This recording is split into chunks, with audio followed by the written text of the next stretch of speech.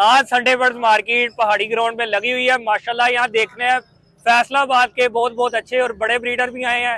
तो माशाल्लाह यहाँ जो भाई देख रहा है वीडियो वो लाजम आए पहाड़ी ग्राउंड में। यहाँ हर संडे बर्ड्स की मार्केट लगती है, बर्ड्स की सेल पर देख सकते हैं जो मार्केट की हॉट आइटम अल्बाइनो तक आए हुए हैं।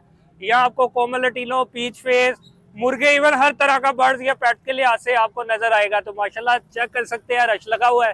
तो इंशाल्लाह नेक्स्ट वीक जरूर सब भाइयों से मजीद मुलाकात होगी।